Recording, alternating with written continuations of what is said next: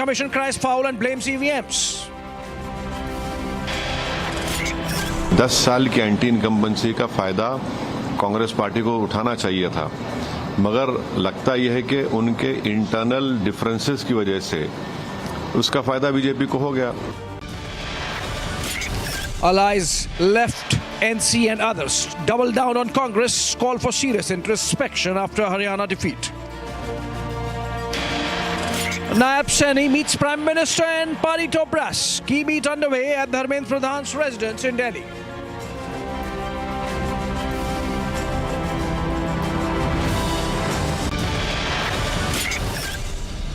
Good evening and welcome friends to this Wednesday edition of This Is Exclusive, and we're getting for you in this one an exclusive interview with Omar Abdullah, effectively the Chief Minister designate of Jammu and Kashmir. There is Naya Jammu and Kashmir getting a Naya government, and Omar Abdullah is going to be heading it. What's in his mind, what he thinks about his equations, or what his equations are going to be with the centre.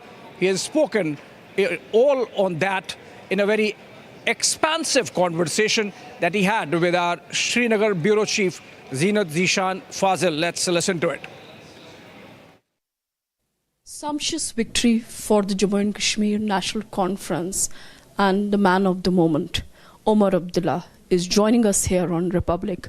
Omar Sahab, thank you so much for talking to Republic. Since Jammu and Kashmir has given a huge mandate to the National Conference, and Farooq Abdullah Sahab has yesterday said that Umar will be the face of the new government if this materializes. How do you see your role as the Chief Minister? Because now it's UT and the role of Chief Minister has diminished. How are you going to navigate? Look, I'm not going to presume what the legislative party will do, but that's not the important part.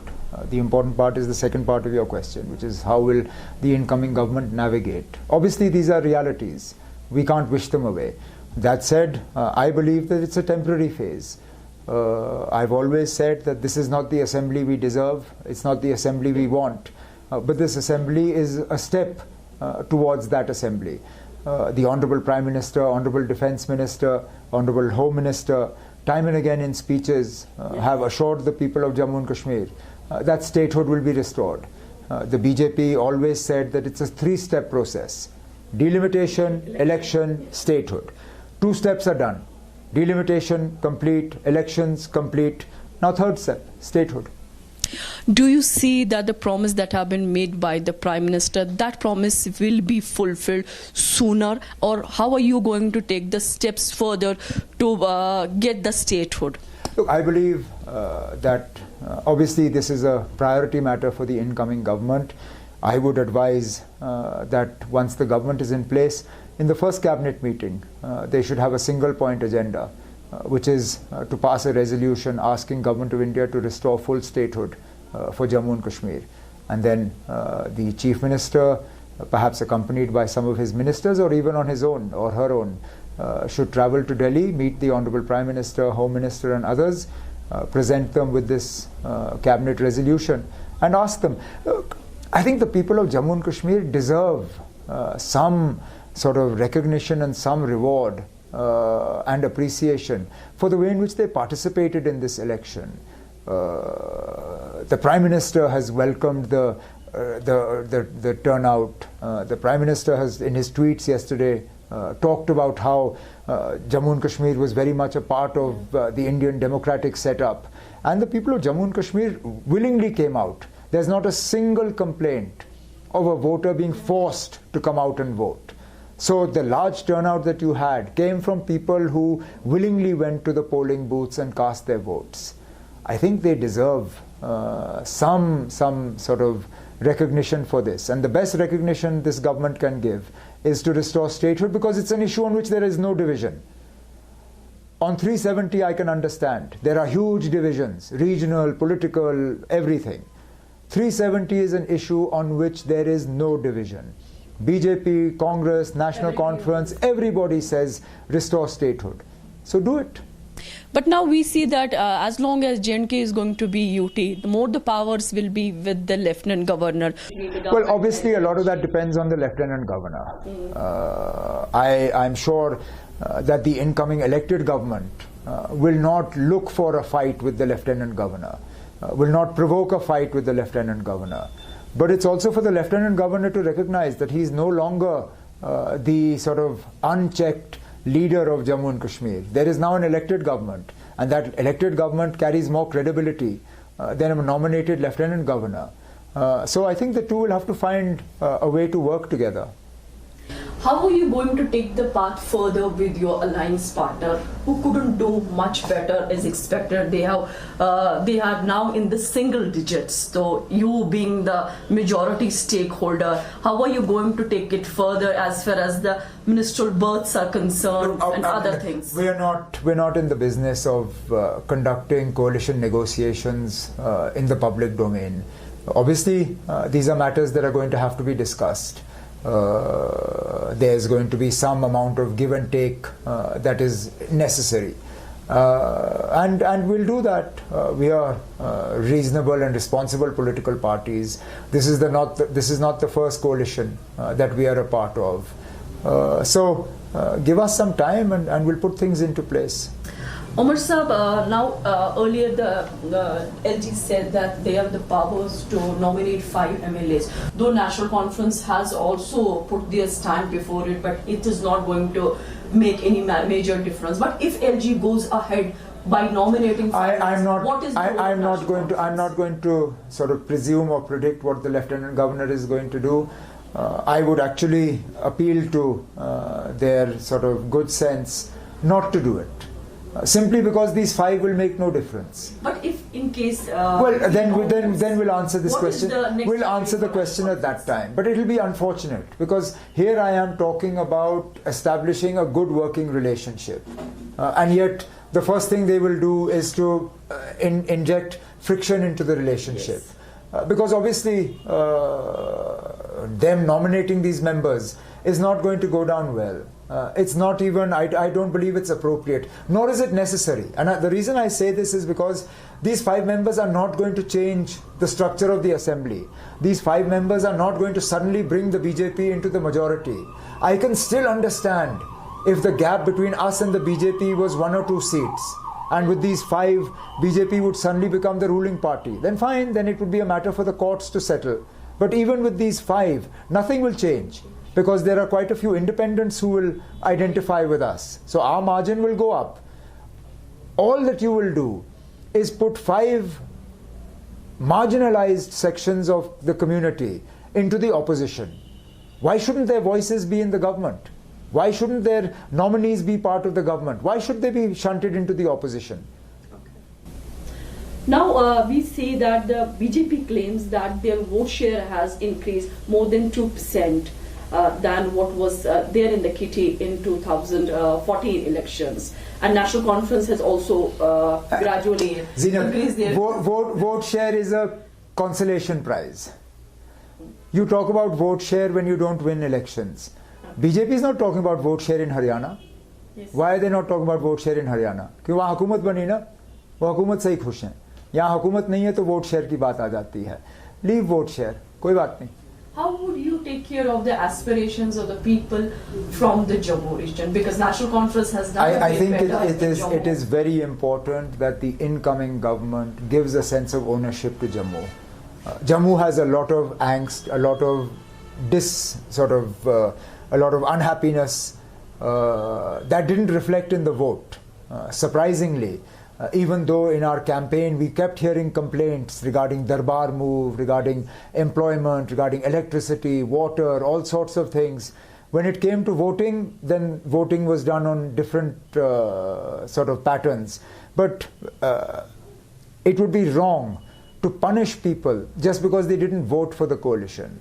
And therefore, this government has a responsibility to be a government for everybody, whether they voted for us or not, whether they voted at all or not. Because by that logic, then 80% of Srinagar didn't vote. So does that mean this government does not represent those 80% of Srinagar? We owe it to the people of Srinagar, even if they didn't come to vote, to deliver on our promises to them. And similarly, we owe it to the people of Jammu. This government is as much theirs as it is anybody else's. Umar Sahab, security has always been a major challenge for the Jammu and Kashmir, given the kind of neighbors it shares the boundaries with.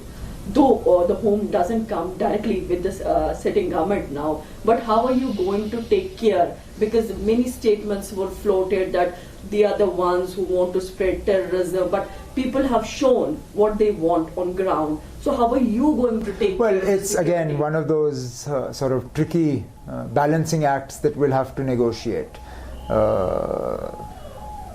Give us time. At the moment, we have no sort of relationship at all with the Lieutenant Governor. He doesn't know us, we don't know him. So give us time to figure out how to work with each other. But again, I make the point that I believe this is a temporary phenomenon. The people of Jammu and Kashmir deserve to be given their statehood back. And when that is done, then all these matters will be for the union government. Things will fall in line. I believe so, but things will fall in line before that also. We're not irresponsible people. One last question. What is your vision for the people of Jammu and Kashmir? Well, I think in large parts that vision is already outlined in the manifesto. I don't have to say more than that. Anything that you want to focus if you assume the chair? I think there are far too many things we want to focus on. The thing will be, what should we put on the back burner, because there are so many issues that trouble people, and obviously we will have to address as many of them as possible. If you can name. Oh, far too many to mention, but I mean, you live here, you know what those issues are. I'm grateful for joining us here, for talking to Republic and sharing your vision. Thank you so much, Omar Abdullah. Sweep in Haryana, highest vote share in Jammu and Kashmir for BJP. Congress fails to emerge as a national alternative. Opposition's narrative of BJP's decline debunked. Debating tonight at 8 p.m.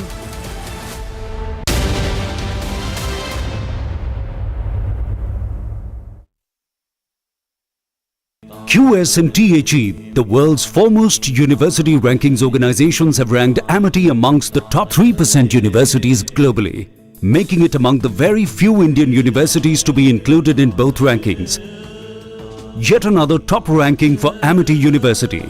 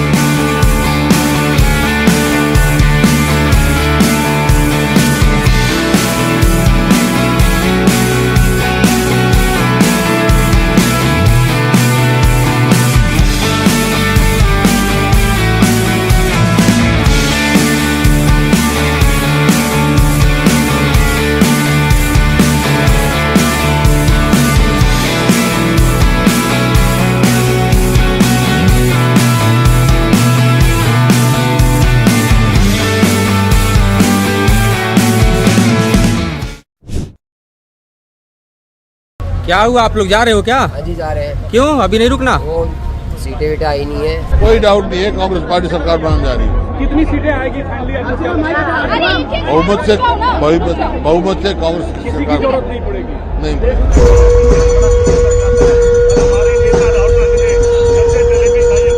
विश्वास कीजिए, सरकार तो कांग्रेस ही बनाएगी। ये rounds चल रहे हैं, अभी 4-5 राउंड मुश्किल से हैं और सारा मीडिया ऐसे उछलने लगा है, ऐसा कुछ नहीं है।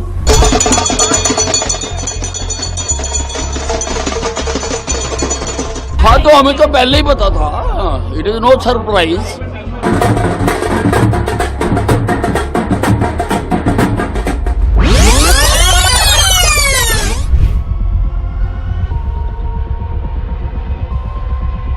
क्या हुआ, आप लोग जा रहे हो क्या? हाँ जी जा रहे हैं। क्यों अभी नहीं रुकना? वो सीटें वीटें आई नहीं है।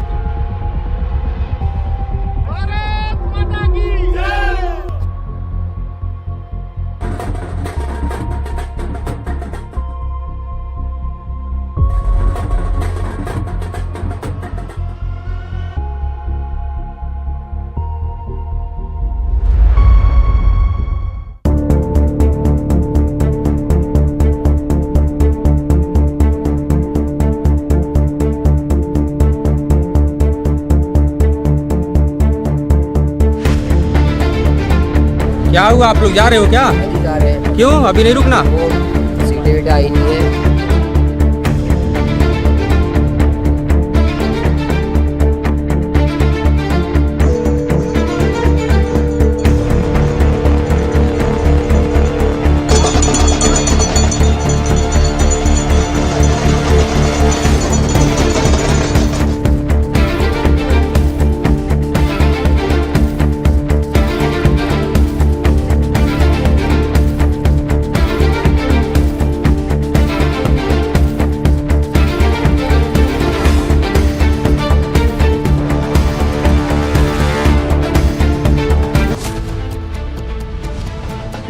Sweep in Haryana, highest vote share in Jammu and Kashmir for BJP.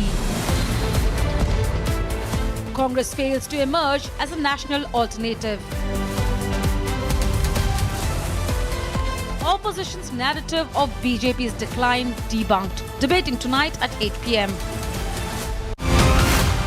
Before the assassination of Hassan Nasrallah, was there something that was being worked out? Do you believe if it had, probably we would not have seen the kind of escalation that we are seeing right now? There were some kind of agreement, draft agreement for a ceasefire, ostensible acceptance of Israel to this ceasefire, to the proposal from the United States and France was a part of the plot to assassinate Hassan Nasrallah. India is a credible negotiator, and we asked them again and again to put pressure on Netanyahu to stop this war, to end this madness, and resort to peaceful solution.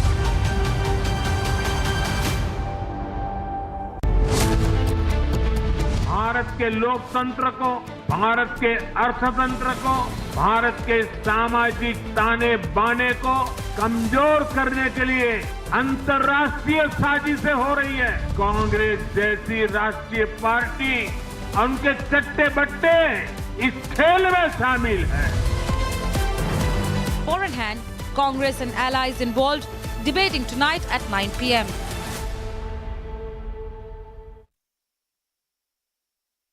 QS&THE, the world's foremost university rankings organizations, have ranked Amity amongst the top 3% universities globally, making it among the very few Indian universities to be included in both rankings.